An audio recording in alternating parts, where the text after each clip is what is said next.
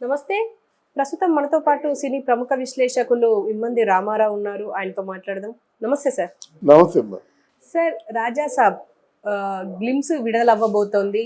ప్రభాస్ మారుతి డైరెక్షన్లో రాబోతుంది. ప్రభాస్ హీరోగా ఉండబోతున్నారు. సో ఈ గ్లిమ్స్ కి సంబంధించి ఒక ఫోటో ఇప్పటికి విడుదలయ్యింది. ఆ ఫోటోలో అటు తిరిగి ఉన్నప్పటికీ చాలా మందికి ఎక్స్పెక్టేషన్స్ పెరుగుతున్నాయి. ఎలా ఉండబోతోంది అని చెప్పేసి మీరేమంటారు సార్? ఈ సినిమా మన ప్రభాస్ గారి కెరియర్లో ఒక మంచి ఫ్యామిలీ ఎంటర్టైనర్ అవుతుంది అన్నమాట. జస్ట్ లైక్ అది మిర్చి లేదా డార్లింగ్ ఇట్లాంటి సినిమాలో పోగు చెందుతుంది. ఇక్కడ ప్రభాస్కి ఎలా ఉందంటే ఈరోజు మళ్ళీ ఓసారి తిరగబడింది దశ. వ్యూవర్స్ చాలా ఎక్కువ మంది అయిపోయారు. ఇప్పటికే 1100-1200 కోట్ల రూపాయలు వసూలు చేసింది. అసలు ప్రభాస్ సినిమా అంతా అయిపోయిందని మొదటి రోజు ఒక ఫేక్ న్యూస్ వస్తే దాన్ని తిప్పి కొట్టింది మనమే. మొట్టమొదటిసారిగా తప్పకుండా 500 కోట్ల క్లబ్లో చేరుతుంది. అంతకంటే మించిన ఆశ్చర్యకరం లేదని చెప్పింది మనమే, సగర్వంగా చెప్పగలం. తర్వాత అది 1000 కోట్లు చేరింది. మళ్ళీ ఇంకోసారి చెప్పుకున్నాం, ఈరోజు 1200 కోట్లు చేరింది. ఎందుకు చెప్తున్నానంటే ఈయనకి ఈ తాలూకు ఫ్యాబ్యులస్ నేము బాగా సర్క్యులేట్ అయింది ఆల్ ఓవర్ ద వరల్డ్. ఒకసారి ఇప్పుడు మన పవన్ కళ్యాణ్ నేమేటి బస్ ఆ తాలూకు ఆ నేమ్ అండ్ ఫేమ్ బాగా జనాల్లోనూ పల్లెటూరులో కూడా స్ప్రెడ్ అయిపోయింది. నా దృష్టిలో రాజకీయంగా ఆలోచించినట్టయితే ఎన్టీ రామారావు గారి తర్వాత ఎన్టీ రామారావు గారి కంటే ఎక్కువ పాపులర్ అయినటువంటి నేమ్ పవన్ కళ్యాణ్. ఎన్టీ రామారావు గారు సిటీల్లో తిరిగాడు కానీ అంటే పల్లెటూరులో ఆయన సినిమాలు బట్టి క్రేజ్ వచ్చింది. ఇక్కడ పవన్ కళ్యాణ్ వ్యక్తిత్వం బట్టి క్రేజ్ వచ్చింది. ఒక్క మాటకు పడిపోయారంతే. ఆయన సొంత డబ్బటమ్మా పాపం. కౌలు రైతులు చచ్చిపోయారంటే అందరికి ఇచ్చారు. ఆ ఒక్క మాటతో అంటే ఎక్కడికో వెళ్ళిపోయాడు. అలాగా ఇక్కడ ఇంచుమించు అదే దారిలో ప్రయాణిస్తున్నాడు ప్రభాస్. ఎవరికైనా ఇప్పుడు అమరావతి ఉంది, అమరావతికి టక్మని స్పందించి 5 కోట్లు ఇచ్చాడు. మరి అమరావతి ప్రజలు మర్చిపోతారా? అలాగే ఎవరికైనా ఆపదలు ఉంటే ఆపన్నహాసం అంటారన్నమాట. అంటే ఆపదలు ఉంటే మనకి తిరిగి వెళ్ళే వాళ్ళకి భోజనం పెట్టడంలో కానీ, ఆర్థిక సహాయం కోసం వెళ్ళే వాళ్ళకి ఆదరణ చూపించడంలో కానీ ప్రభాస్కి మంచి పేరు వస్తుంది. ఈ విషయాలు ఎందుకు చెప్తున్నానంటే ప్రజల తాలూకు అపేక్ష ముందు మీ మీద నాకు మంచి ఇంప్రెషన్ ఏర్పడితే మీరు ఏం చేసినా బాగుందనిపిస్తుంది. మీ మీద నాకు మంచి ఇంప్రెషన్ ఏర్పడితే ప్రజలు ఏంటంటే ఎవరినైనా మార్చవచ్చు కానీ ప్రజలు అభిమానులు మనం మార్చలేము. అలా పెరిగిపోతుంటుంది అన్నమాట. దేవుడు మొక్కుతుంటారు. ఈరోజు పవన్ కళ్యాణ్ ఫోటోలకి బొట్టు పెట్టి దండం వేసి దండం పెట్టుకుంటారు. అలా చేయవలసిన అవసరం ఉన్నా ఒకవేళ అది కొంచెం మంచిది కాకపోయినా సరే వాళ్ళు అంటే అభిమానం అలా ఉందన్నమాట. అలాంటి అభిమానాన్ని సంపాదించుకున్న వ్యక్తి ప్రభాస్ గనక ఆయన మీద ఈయన మారుతి తెలివైన డైరెక్టర్.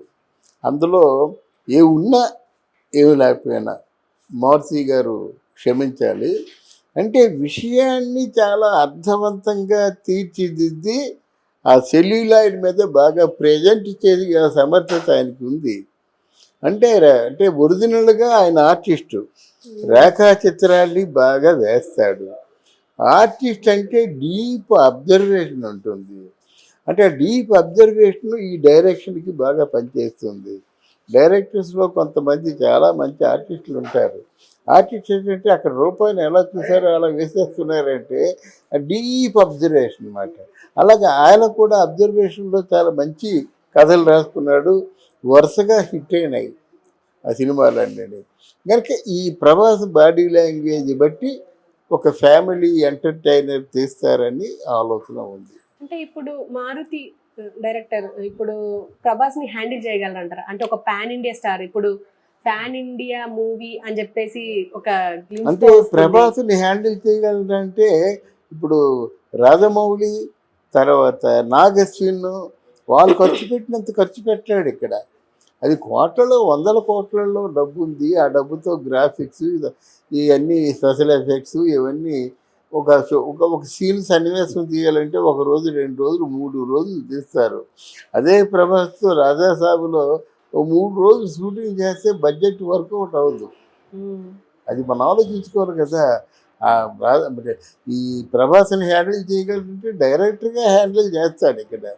కానీ ఆయనకి ఉన్నటువంటి వనరులు తక్కువ, వాటినే సరిపెట్టుకొని సినిమా తీయాలి. గనుక ఏమవుతుందంటే మీరు ఆ స్థాయికి ఎక్స్పెక్ట్ చేయకూడదు, ఆ స్థాయికి ఎక్స్పెక్ట్ చేయొద్దు అని చెప్పేసి ముందుగా ప్రేక్షకుల్ని కూడా ప్రిపేర్ చేయాలి. కానీ ఇప్పుడు ఆయన లుక్ చూస్తుంటే, అంటే బ్యాక్ సైడ్ నుంచి లుక్ చూస్తుంటేనే అంటే ఒక రకంగా చాలా అందంగా ఉంటారు అని చెప్పేసి, అంటే ఇంతకు ముందు మనం సలార్ చూసుకుంటే అందులో మొత్తం బ్లాక్ షేడ్, ఇందులో కలర్ఫుల్ గా ఉన్నారు ప్రభాస్ అని చెప్పేసి, అంటే అమ్మాయిల మనసులు కొల్లగొడతారు అని చెప్పేసి కూడా మాట్లాడుతున్నారు. మీరే అవునమ్మా, ఇప్పుడు ఆయన కలర్ఫుల్గా ఉండబట్టే డార్లింగ్ అయ్యాడు. ప్రభాస్ పలకరించడం కాదు, మనకు కనిపించిన అమ్మాయిలందరూ అందరికీ డార్లింగే. ఈ డార్లింగ్ అనే పదం ఏంటంటే, మొన్న త్రిష వచ్చింది, వాళ్ళిద్దరూ చూపులు చూసుకున్నారు, వీడియోలో చూసే ఉంటారు. అంటే మింగేసేలా చూసుకున్నారు అన్నమాట. ఏంటంటే వర్షంలో ఇద్దరు మంచి క్లోజ్గా నటించారు. అక్కడి నుంచి ఆవిడ అంటే ఆ అనుబంధాన్ని మర్చిపోయినటువంటి పరిస్థితి అన్నమాట. ఇదంతా ఎందుకు చెప్తున్నానంటే ఆయన పర్సనాలిటీ అండి. ఆ పర్సనాలిటీని ఎవరు మర్చిపోలేరు. చక్కని పర్సనాలిటీ. రాజే కనుక రాజు క్యారెక్టర్ లేకపోతే ఒక 6 అడుగులు అందగాడు, 6 అడుగులు పైన 6 అడుగుల 2 అంగుళాలు అందగాడు కనుక సహజంగా ఏ అందమైన ఆడిది కానీ, ఏ కొంచెం అభిరుచి గల ఆడిది కానీ కోరుకుంటారు. కోరుకోవడం తప్పు లేదు.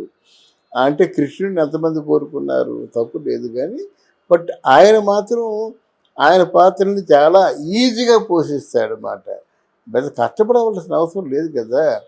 షూటింగ్ ఉందంటే ఓ రోజు 2 సీన్లు 3 సీన్లు అయిపోయి పరిస్థితి ఉందన్నమాట. ఓ 2 సీన్లు చేసేయగలడు. ఉదయం స్టార్ట్ చేస్తే మధ్యాహ్నానికి ఒక సీను, ఆఫ్టర్నూన్ స్టార్ట్ చేస్తే సాయంత్రానికి ఒకటి సీను. అలాగా ఈ సినిమా మాత్రం హ్యాండిల్ చేయడం అంటే సబ్జెక్ట్ని హ్యాండిల్ చేస్తాడు. ప్రభాస్ని హ్యాండిల్ చేయడం అంటే ప్రభాస్కి తగ్గట్టుగా హ్యాండిల్ చేయడం కష్టం. మీకు ఉదాహరణకి ఎన్టీ రామారావుని ఇప్పుడు దానవీర సూరకర్ణ శ్రీకృష్ణ పాండవిలో ఆయనే హ్యాండిల్ చేసుకున్నాడు. తర్వాత ఇంకొకసారి వచ్చినటువంటి ఉమ్మడి కుటుంబం సినిమా ఉంది కదా, చాలా సింపుల్గా తీశాడు. 2-3 సెట్టింగ్లు ఉంటాయి అంతే. అది స్టూడియోలో తీశారన్నమాట. మరి దానవీర సూరకర్ణ ఆయన ఆవిష్కరించినట్టుగా ఒక సోషల్ పిక్చరు, అందులో ఉమ్మడి కుటుంబం, ఫ్యామిలీ బ్యాక్గ్రౌండ్, చిన్న ఆర్టిస్టులు పెట్టుకొని బ్రహ్మాండంగా కృష్ణ కుమారి పెయిడ్ ఆర్టిస్ట్ ఉంది. ఒక ఇంకెవరున్నారండి, మన ఇక్కడ యశ్వరలక్ష్మి ఒక ఉమ్మడి కుటుంబంలో ఆర్టిస్ట్గా ఉంటుందన్నమాట. ఇదంతా ఎందుకు చెప్పానంటే ఆ సినిమా పరిధిని బట్టి దాని బడ్జెట్ ఉంటుంది, బడ్జెట్ని బట్టి మేకింగ్ ఉంటుంది, చూడాలి. బట్ క్యారెక్టర్ని మాత్రం చాలా ఆయనకి సాధ్యమైనంత వరకు బాగా హ్యాండిల్ చేస్తాడు. అది చెప్తాను. అండ్ ఏంటంటే ఇప్పుడు ఆల్రెడీ రాధేశ్యామ్ ఒక లవ్ డ్రామా లాగా వచ్చి దగ్గర ఫ్లాప్ అయిపోయింది. ఇప్పుడు ఈ రాజాసాబ్ అనేది హిట్ అయ్యే అవకాశం ఉంది అంటారా? ఆది పురుషు రాధేశ్యాము ఈయన కళ్ళు మూసుకొని విన్నాడు, ఈయన కళ్ళు మూసుకొని చేశాడు, అక్కడ డైరెక్టర్ కూడా కళ్ళు మూసుకొని చేశాడు. అలాగే ఆదిపురుషు ఏంటంటే అనేదో వాల్మీకి రామాయణం చేస్తాడు, రామాయణ మర్మాల్ని చెప్తాడు అనుకున్నట్టయితే ఆయనకి తోచింది ఆయన చేశాడు. ఏదో మన కార్టూన్ ఫిగర్స్ ఉంటాయి కదా, కార్టూన్తో బొమ్మలు వేసేటువంటి విధంగా చేశాడనమాట. కనుక రెండు ఈయన కళ్ళు మూసుకున్నాడు, ఆయన కళ్ళు మూసుకున్నాడు. ఆయన కెరీర్కే పెద్ద గండి పడింది. ఇన్ బిట్వీన్ మధ్యలో వచ్చింది సాహో బాగా ఆడింది, దాంతో ఈ సినిమా కొట్టింది మాట. ఎక్కడికి వెళ్ళిపోయిందంటే కల్కి సినిమా చాలా హై లెవెల్స్కి వెళ్ళిపోయింది అన్నమాట. సార్ ఓకే, ఇప్పుడు ప్రభాస్, బన్నీ ఉన్నారు, తారక్ ఉన్నారు, రామ్ చరణ్ ఉన్నారు, వీళ్ళందరినీ క్రాస్ ఆల్రెడీ కల్కితో చేశారు, మళ్ళీ ఇప్పుడు రాజాసాబ్తో చేసే అవకాశం ఉందంటారా? అంటే నా దృష్టిలో ఇంకా అంత పెద్ద టాక్ ఎవరికి రాలేదమ్మా. వాళ్ళు సినిమాలు చేశారు, సక్సెస్ అయ్యారు.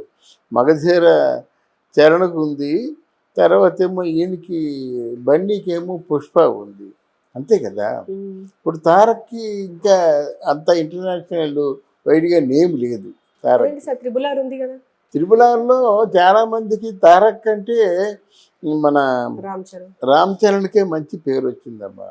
అందువల్ల అంటే జనరల్గా సోలో హీరో కాదు కదా, రామ్ చరణ్ సోలో హీరో. ఆయన దాని పేరు ఏం పేరు, మగధీర ఇండివిజువల్గా ప్రూవ్ చేసుకున్నాడు కదా, పుష్ప ఈయన ఇండివిజువల్గా ప్రూవ్ చేసుకున్నాడు కదా. అందువల్ల వాళ్ళతో పోల్చుకుంటే కొంచెం తక్కువే. బట్ వాళ్ళిద్దరికంటే మంచి ఓ బెటర్ యాక్షన్ చేస్తే చేయొచ్చు కాక. ఎవరు వీరికి తారక్. తారక్ డ్యాన్సు తెలుసు, ఫైట్స్ తెలుసు, మంచి రూపం ఉంది, అంతా బాగుంది. కానీ ఒక మంచి సినిమా పడాలి.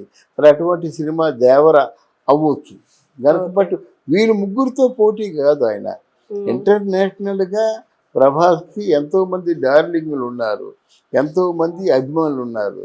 వీళ్ళందరినీ మెప్పించిన మనిషి ప్రభాస్ కనుక ఇప్పుడు కల్కితో మొత్తం ప్రపంచాన్ని గలగలలాడిస్తున్నాడు కనుక డెఫినెట్గా ఈ రాజాసాబ్ సినిమాతో ప్రభాస్, ఈ రాజాసాబ్ సినిమాతో ప్రపంచంలో ప్రభాస్ అభిమానులందరూ కూడా పండగ చేసుకుంటారని మనం ఖచ్చితంగా చెప్పచ్చు.